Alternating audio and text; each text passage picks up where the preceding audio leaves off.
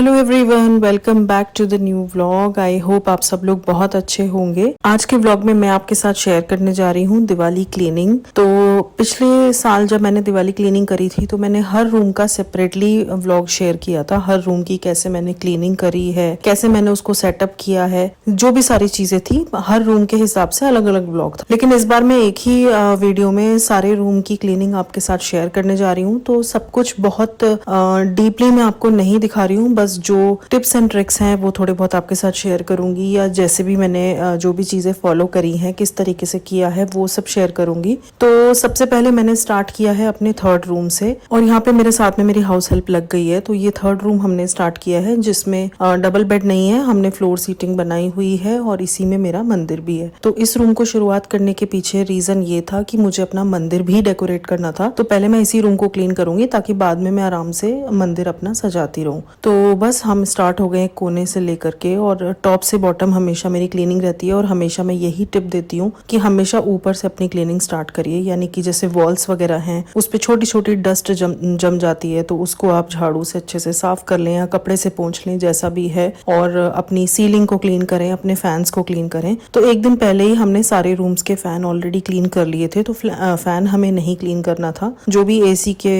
हमारे फ्लैप्स वगैरह थे वो सब हमने ऑलरेडी साफ कर लिए थे, तो वो सब काम हमारा ऑलरेडी हो चुका था। तो यहाँ पे हम पहले अपनी सारी वॉल्स को क्लीन कर लेंगे, जो भी थोड़ी बहुत डस्ट लगी रहती है वॉल्स पे उसको हम साफ कर लेंगे, और उसके बाद हम नीचे की तरफ सफाई करेंगे। तो यहाँ पे इस रूम में मैंने अपना ऑफिस का सेटअप किया था। तो जो भी सेटिंग थी, मतलब जो भी सामान इधर से उधर करना था वो मैं ऑलरेडी कर चुकी थी। तो मुझे सामान तो यहाँ पे शिफ्ट नहीं करना था, मतलब सामान को मुझे इधर उधर नहीं करना था। जो जहाँ पे था वो वहीं रहेगा, केवल सफाई ही हमें करनी थी, सामान का मूवमेंट हमें नहीं करना था। तो बस यहाँ पे अच्छे से हमने सोफे के पीछे पूरी क्लीनिंग अच्छे से कर दी है। ये जो हमारी सेंटर टेबल थी इसका शीशा हटा के अंदर से अच्छे से पोंछ दिया है, सारे फ्लावर्स को दोबारा से लगा दिया है। और इधर ये कॉर्नर में जहाँ हमारी फ्लोर सीटिंग बनी हुई है वहाँ पे ये कॉर्नर लगा हुआ है शो पीस के तरह से, तो उसको मैं बाहर निकाल के अच्छे से क्लीन कर लूंगी, सब सामान हटा के। उस पे एज सच कुछ सामान नहीं, छोटे मोटे सॉफ्ट टॉयज ही रखे हैं, तो वो सब मैं बहुत अच्छे से क्लीन कर लूंगी। यहाँ पे मैंने कॉलिन ले लिया है, तो कॉलिन ही मुझे सबसे ईजी टू यूज लगता है कि बस उसमें थोड़ी सी अच्छी सी खुशबू सी भी रहती है और साफ भी हो जाता है। तो शीशे तो साफ करता ही है, लेकिन इस तरह की चीजों को भी मैं कॉलिन से ही कर देती हूँ। तो यहाँ पे ये सब मैंने साफ कर दिया है, और साथ साथ जितने भी स्विच बोर्ड्स हैं उनको भी क्लीन कर लूंगी। तो यहाँ पे हर कोने से हम ऊपर से डस्ट भी साफ करते जा रहे हैं और नीचे की भी साफ सफाई होती जा रही है। तो जो भी बेडशीट्स वगैरह हैं वो मैं 1-2 दिन बाद ही चेंज करूंगी। जैसे मशीन लगाऊंगी तो सारी रूम की बेडशीट उसी दिन मैं चेंज करूंगी। फिलहाल जो बिछा हुआ है बस उसी पे हम साफ सफाई कर रहे हैं, उसको ऐसे अभी झाड़ देंगे, और जब हम मशीन लगाएंगे तो मैं ये सारी बेडशीट्स धो दूंगी। तो यहाँ पे सब स्विच बोर्ड्स वगैरह मैंने क्लीन कर दिए हैं। इधर झाड़ू लग जाएगी, अच्छे से निकल जाएगा सारा जो भी डस्ट होगा, और बस फिर से हम सारी चीजों को अच्छे से प्लेस कर देंगे। अच्छा, यहाँ पे हमने गलती ये कर दी थी कि रूम की जब भी मैं क्लीनिंग स्टार्ट करती हूँ ना, तो सबसे पहले मैं कर्टन्स वॉशिंग के लिए डाल देती हूँ। लेकिन आज पता नहीं हमारे दिमाग से निकल गया कर्टन्स को उतारना, क्योंकि ये रहता है ना कि आप स्टार्टिंग में ही कर्टन्स को वॉशिंग में डाल दो तो इतनी देर आप रूम की सफाई करते हो, इतनी देर में वो धुल जाते हैं। लेकिन आज बिल्कुल दिमाग में ही नहीं रहा कर्टन्स को उतारना। जब पूरी सफाई होगी तब याद आया कि हमें पर्दे भी उतारने थे। तो बस यहाँ पे बस मेरी हाउस हेल्प चढ़ गई थी पर्दे उतारने के लिए। तो बस यहाँ पे पर्दे उतार के मैं इनको लगा दूंगी वॉशिंग पे, और पर्दे की जो ये रॉड है इसको भी हम अच्छे से साफ कर देंगे निकाल के, क्योंकि उस पे भी थोड़ी बहुत डस्ट तो जमी जाती है। तो बस इसको भी हम क्लीन कर देंगे, इसको लगा देंगे, और पर्दों को वॉश करके और उसके बाद मैं प्रेस के लिए भेजती हूँ। उसके बाद मैं इनको टांगूंगी। तो फिलहाल आपको फटाफट से ये 360 व्यू दे रही हूँ रूम का, कि क्लीनिंग पूरी हो चुकी है। कुशंस वगैरह सब ऐसे ही रखे क्योंकि कवर्स सारे वॉशिंग में चले गए हैं, और ये बेडशीट भी मैं बाद में वॉश करूंगी, और पर्दे भी वॉशिंग में चले गए। तो डीप क्लीनिंग पूरी डन हो चुकी है, बस हमें प्रेस वगैरह करके कर्टन्स को लगाना है और कुशन कवर्स वगैरह चेंज करने हैं। तो अब हम आ गए हैं दूसरे रूम में, जिसमें पीके जी अपना ऑफिस करते हैं। तो उसमें हमने सबसे पहले कर्टन्स ही उतारे, क्योंकि ये गलती हम ऑलरेडी एक रूम में कर चुके थे, तो मैं वो रिपीट नहीं करना चाहती थी। तो बस यहाँ पे मैं सबसे पहले कर्टन्स उतरवा के जो भी कुशंस हैं उनके कवर्स हटा के और इनको वॉशिंग में डाल दूंगी, और उसके बाद हम स्टार्ट करेंगे अपने रूम की सफाई। तो कर्टन्स में हमेशा याद रखिए, जब आप वॉशिंग में डालें तो जो कर्टन्स के होल्स होते हैं ना, मैं उसमें इस तरीके से एक धागा क्या मोटी सी जैसे रोप हो आपके पास कोई पड़ी हो, तो मोटी सी आप उसको बांध दीजिए। तो ये सारे जो रिंग्स है ना, ये सब इंटैक्ट रहते हैं मशीन में वॉश होते टाइम, इनका कुछ नहीं बिगड़ता। वैसे तो बहुत लोग आई नो वॉश नहीं करते होंगे, ड्राई क्लीन कराते होंगे, और बहुत लोग बाहर भी भेजते होंगे वॉशिंग के लिए, बट मैं हमेशा घर में ही इनको वॉश करती छोड़ती हूँ। और बस इस तरीके से रिंग्स में मैं ये अगर रोप लगा देती हूँ तो ये इंटैक्ट रहते हैं, इनका कुछ नहीं बिगड़ता और इजीली वॉश हो जाते हैं। और बस उसके बाद मैं इनको प्रेस के लिए भेज देती हूँ। तो बस पर्दे वगैरह वॉशिंग में डाल दिए थे और यहाँ पे सफाई स्टार्ट हो गई थी, तो वॉल्स वगैरह अच्छे से क्लीन कर दी थी, फैन ऑलरेडी क्लीन हो चुके थे और यहाँ पे मैं फ्रेम्स को लगा के देख रही थी। तो रूम में ऑलरेडी जो चीजें लगी हुई हैं उनको मैं इधर का उधर बस कर रही हूँ, कुछ भी मैं नया यहाँ पे नहीं लगा रही हूँ। तो यहाँ पे इस कॉर्नर में पहले एक हैंगिंग आपने देखा होगा लगा हुआ था जिसपे पीकेजी की सारी ट्रॉफीज लगी हुई थी, तो वो मैंने वहां से हटा दिया, उसको मैं दूसरी जगह लगाऊंगी और यहाँ पे मैंने वो फ्रेम लगा दिया है। और अब आ गई हूँ इस कॉर्नर पे, तो यहाँ पे क्लॉक को अच्छे से मैं क्लीन कर दूंगी ऊपर से। और यहाँ पे जो फ्रेम लगा हुआ था वो मैंने उस कोने में लगा दिया है। इसकी जगह पे हम लगाएंगे वो हैंगिंग जो जिसपे पीकेजी की ट्रॉफीज थी। लेकिन जब मैंने इस हैंगिंग को यहाँ पे टांगा तो मुझे ऐसा लगा कि काफी नीचे हो रहा है और ये अच्छा नहीं लग रहा। तो यही होता है जब आप घर में कोई भी चीज करते हो तो हिट एंड ट्रायल ही करना पड़ता है, कौन सी चीज कहाँ पे लगा के अच्छी लग रही है। तो फिर मैंने यहाँ पे ये एक गुड वाइब्स ओनली का भी इसी रूम में लगा हुआ था, दूसरी वॉल पे आपने देखा होगा, तो वो मैंने यहाँ पे लगा दिया है। और ये गणेश जी का एक आइडल था वो मैंने यहाँ पे लगा दिया और एक ये छोटा सा कोटेशन लगा दिया। तो सारी चीजें एक लाइन में लग के ये अच्छी लग रही थी। तो ये है फाइनल लुक इस कॉर्नर का। तो यहाँ पे ये काम भी डन हो गया है। अब मैं आ गई हूँ थर्ड वॉल पे। तो जो बेड के पीछे फ्रेम्स लगे हुए हैं मेरे, उनमें से मैंने एक हटा के ये फोटो फ्रेम लगाने की सोची, बट वो वहाँ पे अच्छा नहीं लग रहा था, तो मैंने फिर से वो हटा दिया वहां से और जो लगा हुआ था उसको रहने दिया। तो कई बार चीजों को ऐसा लगता है कि ये यहाँ कर देंगे वो वहां कर देंगे, लेकिन जब हम एक्चुअली करते हैं तो वो अच्छी नहीं लगती। तो बस वही मैं सब कुछ करके देख रही थी कहाँ पे क्या सूट कर रहा है। तो सब वहाँ पे नहीं ठीक लग रहे थे फोटो फ्रेम्स, तो मैंने हटा दिए। और अब हम आ गए हैं इस वॉल पे जिसपे ये मिरर लगा हुआ है, तो इसको भी मैं हटा के अच्छे से पहले क्लीन कर लूंगी। इस मिरर का भी मैंने DIY किया था 2 साल पहले। तो ये ब्लैक था पहले, इसको मैंने ब्लू पेंट किया था और कॉर्नर में ये बटरफ्लाईज लगाई थी। तो बस ऐसी छोटी छोटी चीजों को आप थोड़ा सा सुंदर अगर घर पे बना सकते हैं तो बना लीजिए, क्योंकि अननेसेसरी चीजों को खरीदने का कोई सेंस नहीं है अगर आप थोड़ा बहुत DIY करके उसको बेटर बना सकते हैं। तो इस बार मैंने कुछ ज्यादा DIY नहीं किए क्योंकि मेरे पास टाइम कम था।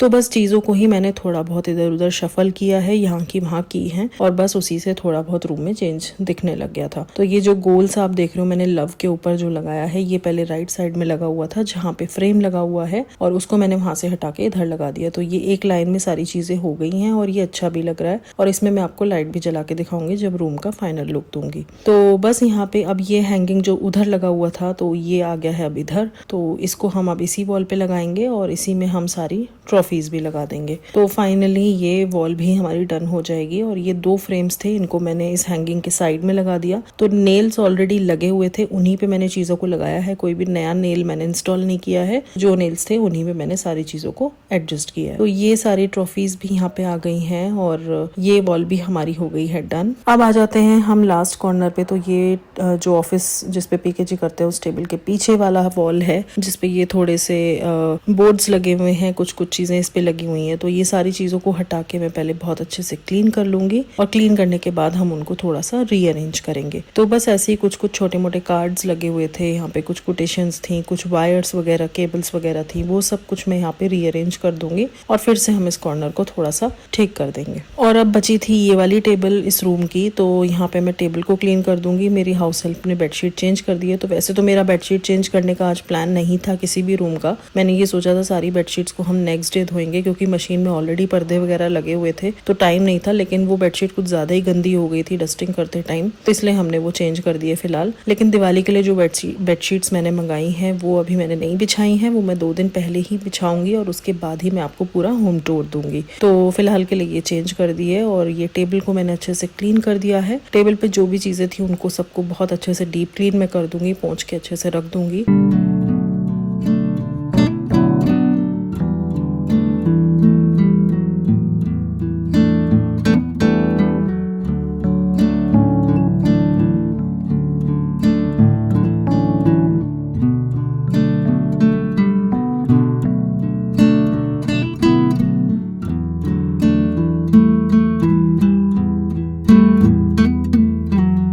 तो अब हम आ गए हैं अपने थर्ड रूम पे, जो कि है मास्टर बेडरूम। तो यहाँ पे भी हम फैंस और एसी के फ्लैप्स ये सब ऑलरेडी साफ कर चुके थे। अब बारी थी वॉल्स को अच्छे से क्लीन करने की, और पर्दे मैंने वॉशिंग में ऑलरेडी लगा दिए थे, तो उसकी रॉड वगैरह ये मेरी हाउस हेल्प क्लीन कर रही है। यहाँ पे मैंने उस कॉर्नर से स्टार्ट किया है। उस कॉर्नर में रखी है विराज की स्टडी टेबल और कुछ फ्रेम्स वगैरह लगे हुए थे, तो मैं पहले उस कॉर्नर को साफ करूंगी, तब तक मेरी हाउस हेल्प दूसरा कॉर्नर करेगी। तो बस इसी तरीके से मिल बांट के सफाई करनी पड़ती है। वैसे तो मेरी हाउस हेल्प रोजमर्रा में घर के सारे काम खुद ही देखती है, लेकिन जैसे जब दिवाली की सफाई का टाइम आता है तो फिर मुझे भी उसके साथ लगना पड़ता है, क्योंकि बहुत सारे काम हो जाते हैं। दिवाली की साफ सफाई ऐसे मिल बांट के करने में ही अच्छा लगता है। एक तो सारी चीजें आपकी डीप क्लीन हो जाती है, प्लस आप जब साथ में काम करते हो तो बातें भी करते रहते हो, तो बातें करते करते कब काम हो जाता है पता नहीं लगता। तो बस हम दोनों आपस में बातें करते रहते हैं, कभी किसी टॉपिक पे, कभी वो कुछ बताती है, कभी मैं कुछ बताती हूँ। तो इस तरीके से बातें करते करते हमारी सफाई भी हो गई थी, काम भी अच्छे से हो गया था, और जल्दी भी हो जाता है। एक ही जना लगा रहे तो फिर वो थक भी ज्यादा जाता है और फिर पूरा काम हो भी नहीं पाता। दो लोग मिलके काम को जल्दी कर लेते हैं। तो यहाँ पे मैंने आपको एक ही वीडियो में सारे रूम्स की क्लीनिंग दिखाई है, लेकिन ये हर दिन एक रूम साफ हुआ है। मैं आपको बिल्कुल फास्ट फॉरवर्ड वे में सारी चीजें दिखा रही हूँ, लेकिन इतना फास्ट फॉरवर्ड तरीके से काम नहीं हुआ। एक एक चीज में बहुत समय लगा है। तो हर दिन मैंने एक रूम किया है और सारी चीजों को कंबाइन करके मैंने एक वीडियो में आपके साथ शेयर किया है। और बस बातों बातों में देखिए ये कॉर्नर भी मेरा क्लीन हो गया अच्छे से, और हर एक चीज को हटा के हम क्लीन कर रहे हैं। कुछ भी ऐसा नहीं था कि मुझे नया यहाँ पे इंस्टॉल करना था या पुराना कुछ हटाना था। इट्स जस्ट दैट जो चीजें जैसे थी उनको क्लीन करके वापस से प्लेस करना था। तो यहाँ पे कॉर्नर क्लीन हो गया है। अब बारी थी बेड के साइड्स में ये जो हमारे फ्रेम्स लगे हुए हैं या बेड के टॉप पे जो भी सॉफ्ट टॉयज लगे हुए हैं, सबको हटा के अच्छे से साफ करना। सॉफ्ट टॉयज सारे साफ थे तो उनको वॉश करने का प्लान नहीं था। पिछले साल मैंने इनको सबको वॉश किया था। पिछले साल क्या, बीच में भी एक बार ये वॉश हो चुके हैं होली के आसपास, तो ये इतने गंदे नहीं थे, तो ये मैंने ऐसे ही रख दिए क्लीन करके। ये साइड स्टूल्स हैं, इनको भी मैं अच्छे से क्लीन कर दूंगी। सारी ड्रॉर्स को खोल के निकाल के अच्छे से साफ कर दिया है, और जो भी इसके टॉयज थे वो सब मैंने क्लीन कर दिए। सारी जगह विराज के ही टॉयज भरे हुए हैं, चाहे वो साइड टेबल की ड्रॉर हो, चाहे वो कुछ भी हो। ओके, अब ये सामने की जो वॉल है, यहाँ पे मैं ये कुछ फ्रेम्स लगा के देख रही थी कैसे लग रहे हैं, बट मैं उस वॉल पे कुछ बहुत ज्यादा नहीं लगाना चाहती थी, तो मैं वही सब लगा के देख रही थी क्या अच्छा लग रहा है। पहले फ्रेम लगाया, फिर मुझे लगा वहाँ ऑलरेडी एक बड़ी फोटो लगी हुई है तो फोटो नहीं लगाऊंगी। तो आपने देखा होगा मेरे इस रूम के जो डोर है उस पे ये प्रॉपर पटोला का एक ये हैंगिंग लगा हुआ था, उसको मैंने यहाँ पे लगा दिया है। और इधर पीके जी भी आ गए थे बीच बीच में देखने के लिए कि मैं क्या कर रही हूँ। तो बस ऐसी चीजों को मैं थोड़ा सा शफल करके देख रही थी। तो बस ऐसे ही इस रूम की भी क्लीनिंग हो गई है। यहाँ पे ये ड्रेसिंग टेबल वाला कॉर्नर है, तो इसमें हमें काफी टाइम लगा क्योंकि मैंने बहुत सारी चीजों को डीक्लटर भी किया है, और डीक्लटरिंग बहुत जरूरी है। मैं आपको बताऊं, कुछ भी मेकअप रिलेटेड जो भी चीजें है ना, आप लोग प्लीज ध्यान रखिए। ऐसा नहीं कि बस सफाई करी वापस से चीजों को रख दिया। आप देखो क्या एक्सपायर हो चुका है उसको हटा दीजिए, क्योंकि मेकअप ऐसी चीज है हम अपने फेस पे भी यूज करते हैं, और कोई भी चीज अगर एक्सपायर्ड है तो वो हमारे फेस के लिए भी एलर्जिक हो सकती है। पता नहीं किस चीज का क्या रिएक्शन हो जाए, तो मेकअप की चीजों का और डीक्लटर करना बहुत जरूरी है। तो यहाँ पे मैंने बहुत सारी चीजें डिस्कार्ड कर दी हैं, जैसे लिपस्टिक्स थी जो काफी पुरानी थी वो हटा दी हैं, कुछ फेस के प्रोडक्ट्स थे, कुछ क्रीम्स थी, तो बहुत सारी चीजें मैंने यहाँ से हटाई हैं, और उसके बाद जो काम की थी जो सही थी वही मैंने रखी है। ओके, तो वो कॉर्नर भी हमारा क्लीन हो गया था। बस मैं यहाँ से झाड़ू निकाल रही थी, और ये जो मेरी हाउस हेल्प है ये चेंज कर रही थी बेडशीट, क्योंकि अगेन ये बेडशीट भी काफी गंदी हो गई थी साफ सफाई करने में। और बस ये रूम भी हमारा अच्छे से क्लीन हो गया है। वैसे तो डेली झाड़ू पोछा लगता है, लेकिन फिर भी आप देखो ये छोटी छोटी डस्ट इकट्ठी होके कितनी सारी हो जाती है जो हम घर के कोने कोने से निकालते हैं। तो बस यहाँ पे हमारा रूम भी क्लीन हो गया है। और ये देखिए इधर पर्दे हमारे प्रेस होके आ गए थे, जो ऑफिस वाला रूम था ना उसके पर्दे, तो वो मैंने लगा दिए हैं। तो वही मैं एक आपको व्यू दे रही थी कि पर्दे हमारे प्रेस होके लग गए हैं वापस से, और अब रूम जैसा लगने लगा है। बिना कर्टन्स के रूम बहुत ही अधूरा लगता है, और ये चीज मैंने फील करी जब मेरे पर्दे एक दिन बाद प्रेस होके आए। तो एक दिन हम लोग बिना कर्टन्स के रहे, तो मुझे ऐसे ही दूसरी बेडशीट को लगाना पड़ा था पर्दों की जगह पे, और हम ऐसे ही सोए थे। ओके, अब आ गए हैं हम फाइनली अपने हॉल में। तो हॉल की मैंने बहुत ज्यादा रिकॉर्डिंग नहीं करी है, ऑलरेडी वीडियो बहुत लंबा हो रहा है, तो बहुत ज्यादा रिकॉर्ड मैंने नहीं किया। बस इस कॉर्नर से हमने स्टार्ट किया था। तो यहाँ पे ये सारी पीकेजी की ट्रॉफीज रखी हैं बहुत सारी। तो यहाँ पे लाइट वगैरह भी मैंने लगाई हुई थी, तो एक एक चीज को मैंने यहाँ पे हटा के सब बहुत अच्छे से साफ करके दोबारा से अरेंज किया है। तो जितने भी ऊपर चढ़ने के काम थे वो सब मेरी हाउस हेल्प कर रही थी, और कहाँ पे क्या चीज कैसे लगानी है बस मैं उसको गाइड कर रही थी, वो रखती जा रही थी। तो बस अच्छे से साफ करके मैं उसको दे रही थी, वो लगा रही थी। और नीचे की जो टेबल है वो सारा कुछ मैं ही खुद करूंगी। तो बस यहाँ पे इसी तरीके से हमारा ये कॉर्नर भी क्लीन हो जाएगा।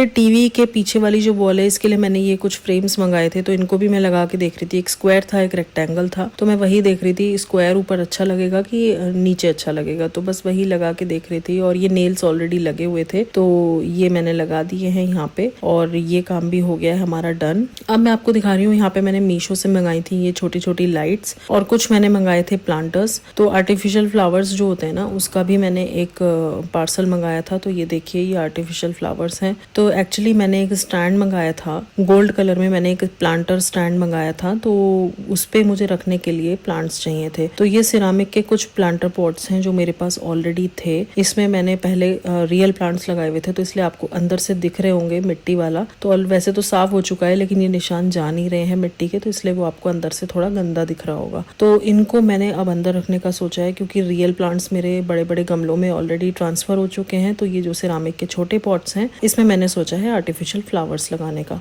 तो ये इस तरह के टी लाइट होल्डर में लगा दूंगी और इस फ्लावर पॉट को रख दूंगी, क्योंकि अगर बिना टी लाइट होल्डर के रख रही थी तो वो नीचे हो जा रहा था। तो बस इसी तरीके से मैं अपने इस प्लांटर स्टैंड पे लगा दूंगी ये सारे सिरामिक पॉट्स। आप लोग बताना ये कैसा लग रहा है। तो ये स्टैंड मैंने अमेजोन से मंगाया था, पॉट्स मेरे पास ऑलरेडी रखे थे, और बस ये आर्टिफिशियल फ्लावर्स प्लांट्स मैंने ऑनलाइन मंगा लिए थे, और इन सबको मैंने इस तरीके से अरेंज किया है। तो थोड़ा सा मिक्स मैच करके अरेंज किया है खुद से दिमाग लगा के। तो आप लोग बताना है कैसा लग रहा है। और वो जो लाइट मैंने मंगाई थी ना, वो भी मैंने इस पे लगा दी है, और लाइट लगाने के बाद कैसा लग रहा है आप लोग बताना कमेंट करके। तो चलिए इस व्लॉग को मैं यहीं पे एंड करती हूँ। आई होप आपको कुछ टिप्स एंड ट्रिक्स मिले होंगे। वीडियो अच्छी लगी हो तो लाइक कर देना। मैं मिलती हूँ आपसे अगले वीडियो में, तब तक के लिए you guys take care, bye bye.